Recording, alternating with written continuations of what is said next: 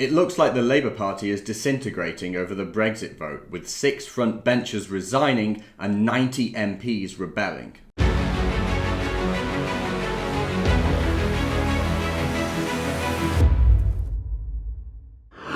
Following the mammoth voting session on June 12th, it looks like the Labour Party could be disintegrating over disagreements over Brexit. 6 frontbench MPs have resigned. Corbyn needs a new cabinet, and a total of 90 MPs have rebelled over a Brexit vote. Sky reports Jeremy Corbyn has suffered a 90-strong rebellion over a Brexit vote on remaining in the European Economic Area, with 6 of his MPs resigning from their frontbench roles.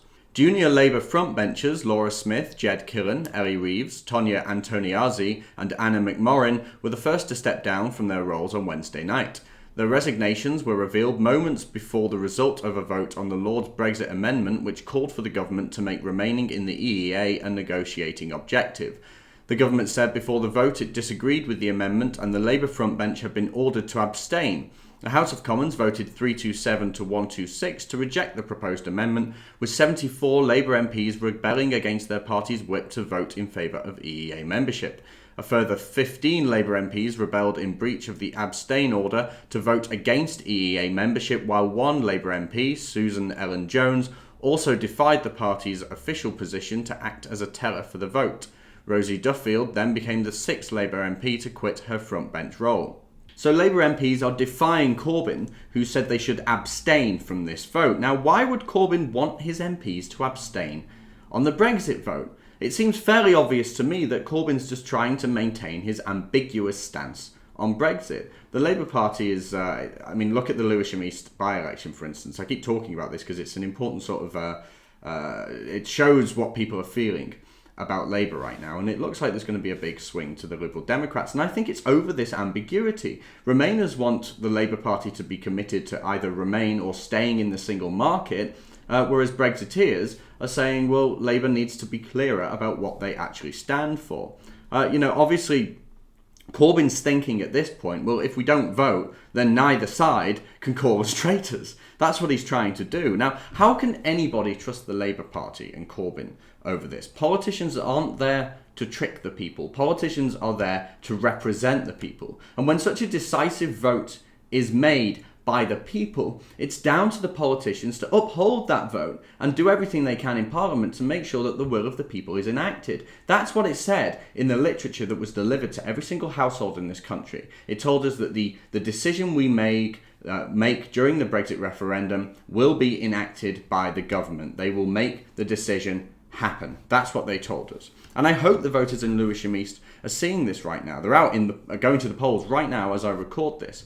Now, regarding the EEA, Corbyn's told the press recently the Labour Party respects the outcome of the EU referendum and does not support the EEA or Norway model, as it's not the right option for Britain. It would leave us with next to no say over rules we have to follow. It does not allow us to negotiate a new comprehensive UK-EU customs union, and it fails to resolve the Irish border issue. So Corbyn wants to maintain some kind of customs union. I don't think he wants to stay in the customs union, but he wants some new customs agreement. It's all very confusing. But if this is such a bad idea, if staying in the EEA is such a bad idea, then why didn't Corbyn tell his party to vote against it? Surely that's the logical solution here. Is it because maybe Corbyn knows that his party's packed full of traitors and ideologues who would rather overturn the democratic decision made by the public?